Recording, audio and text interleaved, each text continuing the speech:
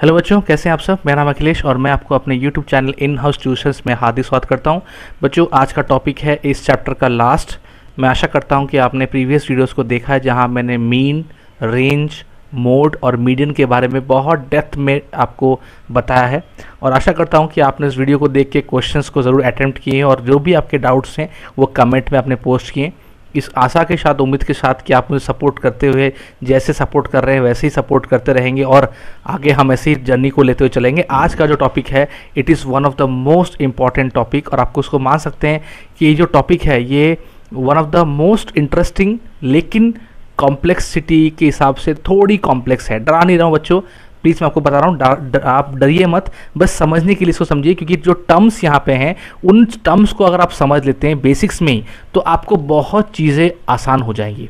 तो मैं स्टार्टिंग करूँगा कुछ टर्म के साथ। आपके बुक में वो टर्म्स नहीं दिए हुए हैं लेकिन वो टर्म्स को आप अगर जान लेंगे तो आपको बहुत कुछ चीज़ें जानने में ईजी हो जाएंगी।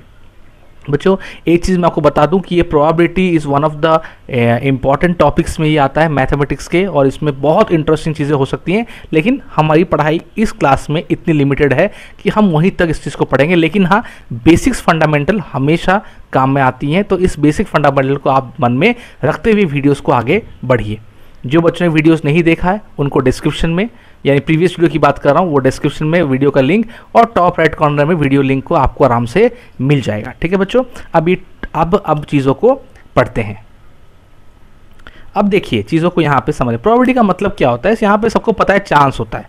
ठीक है, अब मैं आपको कुछ प्रोबेबिलिटी पढ़ाने से पहले बता दूँ कि प्रोबेबिलिटी का मतलब, ये तो सही है कि प्रोबेबिलिटी का मतलब होता है चांस, ये सही है कि प्रोबेबिलिटी का मतलब होता है चांस। चांस मतलब कोई भी चीज़ होने का कितनी संख्या में उसकी होने की संभावना है, राइट। कोई भी चीज़ का होने का क्या चांस है। और यहाँ पे सिर्फ चांस की बात नहीं होती, प्रोबेबिलिटी कहता है कितने में कितना चांस है। थोड़ा कॉम्प्लेक्स लग रहा है, कोई बात नहीं, मैं आसान करूँगा, वीडियो में बने रहिए। सबसे पहले मैं आपको बता दूँ एक्सपेरिमेंट क्या होता है। आप बोलेंगे एक्सपेरिमेंट तो पता है, एक्सपेरिमेंट होता है साइंस में करने वाला। नहीं बच्चों, that is not the experiment here. कोई भी ऐसा काम जिसमें डिफरेंट आउटपुट या डिफरेंट चीज़ें आ सकती हैं जो कि पहले से निश्चय हमने नहीं किया है। सपोज मैं ऐसे बोल लूँ, आप किसी टॉस कर रहे हैं कॉइन को, ठीक है, या फिर आप रोल कर रहे हैं डाई को, डाई मतलब लूडो की जो गोटी होती है, या फिर आप बोल दीजिए जैसे कार्ड्स से गेम खेल रहे हैं, ठीक है, या फिर ऐसी कोई भी चीज़ जिसमें देखिए तो कॉइन में या तो आपको हेड मिलेगा या टेल मिलेगा, डाई में आपको 1 2 3 4 5 6 में से क्या मिलेगा, नो आइडिया। कार्ड्स में 52 कार्ड्स होते हैं, कौन सा कार्ड आप चूज़ करेंगे, अगर मैं आपको इन्वर्टेड दूं यानी घुमा के दूं उसका, यानी यहाँ पे सबको आप में क्या करना है, एक चीज़ आपको चूज़ करना है। लेकिन ये चूज़ क्या होगा, हमेशा रैंडम होगा। यानी आपको, रैंडम का मतलब जिसका आपको पहले से कोई भी आइडिया नहीं है। तो एक्सपेरिमेंट ऐसी सारी एक्टिविटीज़ होती हैं जिनमें कुछ चीज़ आने का संभावना होता है, लेकिन वो आएगी कि नहीं आएगी वो चांस के ऊपर डिपेंड करती है। उसी चांस को हम प्रोबेबिलिटी कहते हैं। ठीक है, अभी इन्हीं एक्सपेरिमेंट्स में ये जो चीज़ें, एक कॉइन को टॉस करने में हमें दो चीज़ें मिल सकती हैं, या तो उसमें मिल सकती है हमें हेड या मिलेगी टेल। यहाँ पे रोल को, एक डाई को रोल करने में हमें या तो मिलेगा 1 2 3 4 5 6, कार्ड्स को करेंगे तो 52 में से कोई कार्ड मिल सकता है। ये जो येलो मार्किंग मैंने किया है, ये जो येलो मार्किंग, मैं इसको ऐसे लंबा खींच के लेके जा रहा हूँ ताकि ब्लैक पॉइंट, इसे कहते हैं आउटकम्स, यानी जो आने की संभावना है। ठीक है, अब इन संभावनाओं के बारे में, इन्हीं आउटकम्स के अंदर से हमें जो चाहिए, द थिंग वी नीड, या जिनके बारे में हम पढ़ाई कर रहे हैं या जिनके बारे में हमें रिक्वायरमेंट है, द थिंग वी नीड, मैं आपको बताऊंगा सारा एग्जांपल के साथ, उसे कहते हैं प्रोबेबिलिटी। ठीक है, या फिर कहते हैं प्रोबेबिलिटी का वो इवेंट, या इसलिए लिख देते हैं event of probability. Event of probability हम कहते हैं स्मॉल में ई।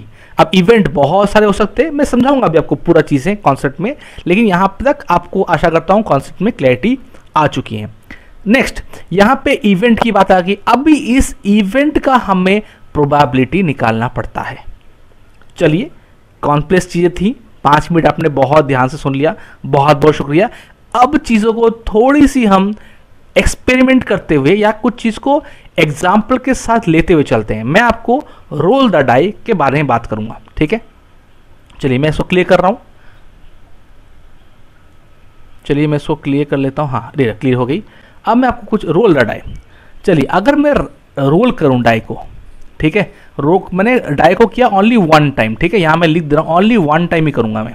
तो मेरे जो ऑप्शंस है, फर्स्ट ऑफ ऑल ये क्या हमारा एक्सपेरिमेंट एक है, वेरी गुड, ये हमारा एक्सपेरिमेंट है, क्योंकि इस एक्सपेरिमेंट में हमें बहुत सारे आउटकम मिल सकते हैं जो कि पहले से कंफर्म नहीं है। तो मेरे आउटकम्स क्या क्या है, मैं पहले लिख लेता हूं इसको। मेरे पॉसिबल आउटकम्स क्या क्या है, 1 से लेकर 2, 3, 4, 5 एंड 6।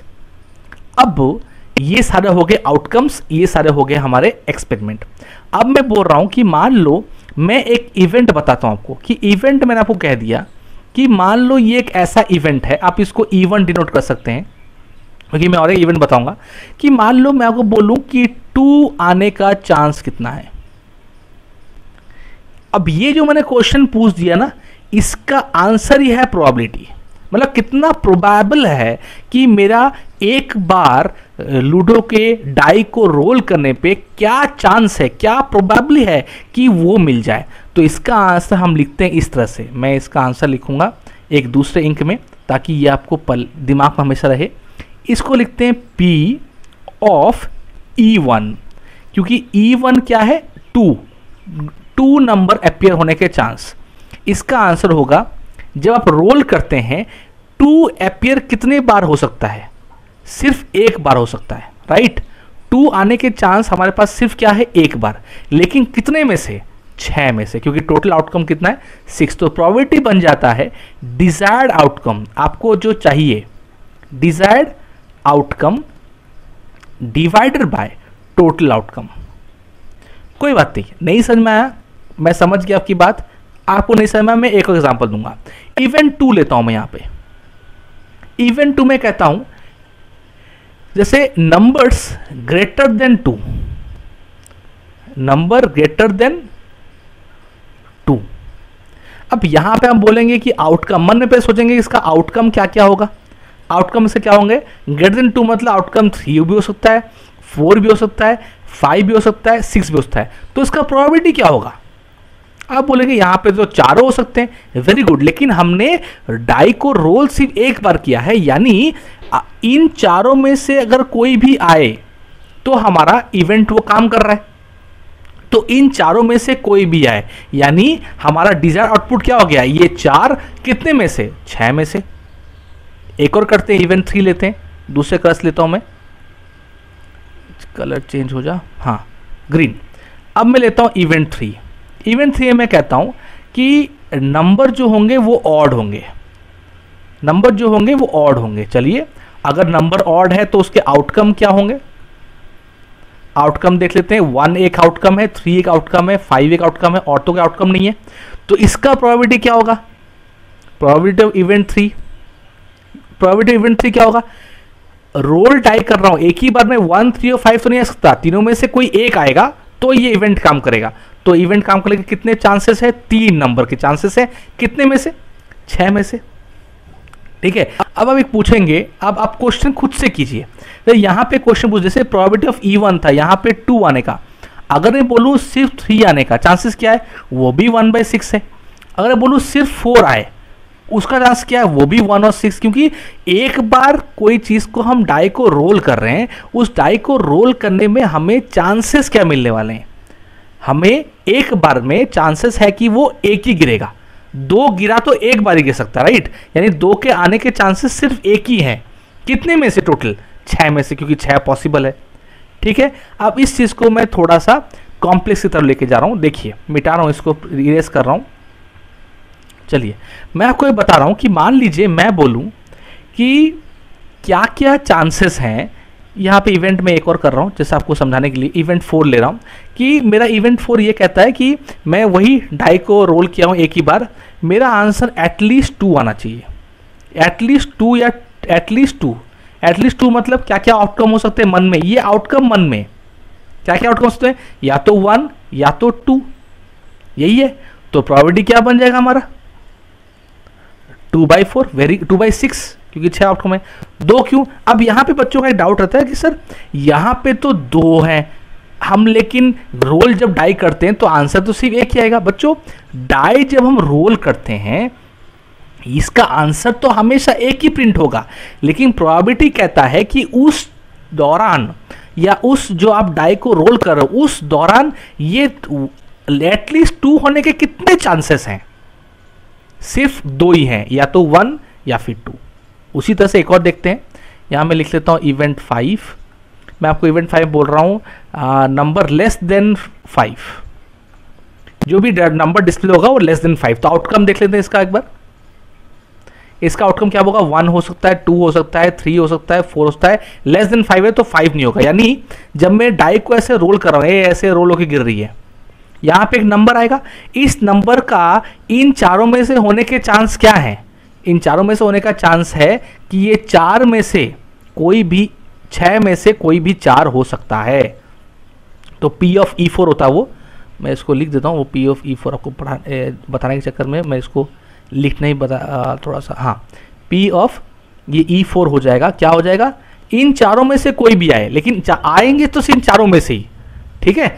आप बोलोगे सर 5 और 6 व्यस्त, लेकिन 5 और 6 तो आएगा लेकिन वो इवेंट को फुलफिल नहीं कर रहा है, 5 और 6 तो आएगा लेकिन वो इवेंट को फुलफिल नहीं कर रहा है। तो इवेंट को अगर फुलफिल नहीं करेगा तो काम नहीं चलेगा।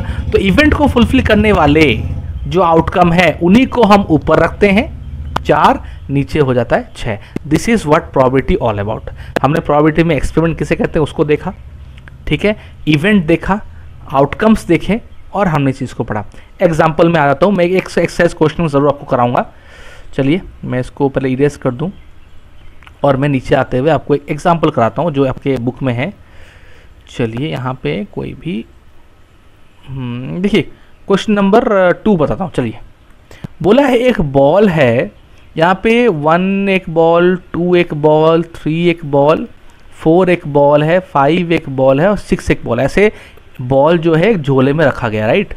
बोला है इनमें से एक बॉल उठाया गया, ड्रॉ यहाँ पे लिखा हुआ है ड्रॉइंग मार्बल। अच्छा ये मार्बल से सारे, ठीक है। ड्रॉइंग का मतलब है यहाँ से कुछ एक चीज़ पिक कर लेना, ठीक है। ड्रॉ करना मतलब वो ड्रॉइंग नहीं, ये पिक करने की बात होती है। बोला है क्या प्रोबेबिलिटी है कि ये नंबर जो है 2, तो ये जो ड्रॉइंग है नंबर इसको हम इवेंट E1 मान लेते हैं, let E1 be this event. तो P ऑफ E1 क्या है, क्या होगा, टोटल पहले लिख देते, टोटल कितने हैं 6 बॉल, 6 में से 2 आने के चांस कितने हैं, एक ही बार, क्योंकि 2 इसमें एक ही है तो 1/6। उसी तरह नेक्स्ट का आंसर क्या होगा, इसका भी आंसर 1/6, क्योंकि 5 आने के चांस कितने हैं, एक ही। इसको आप क्वेश्चन को इससे समझिए, यहाँ पे मेन दिक्कत होती है, नीचे हमेशा टोटल ऑब्जर्वेशन रहेंगे। ये सिंपल है क्योंकि आप बेसिक में सीख रहे हैं, कॉम्प्लेक्स में मत जाइएगा। इसमें यही चीज़ें हैं कि आप नीचे हमेशा टोटल ऑब्जर्वेशन रहेंगे और ऊपर आपके इवेंट के साथ मैच करने वाले कितने वैल्यूज़ हैं। मैंने आपको सबसे ईजी तरीका बता दिया। आपके इवेंट कहता है कि नंबर 2, आपके बॉल में नंबर 2 कितना है, 1 है, तो आंसर 1/6।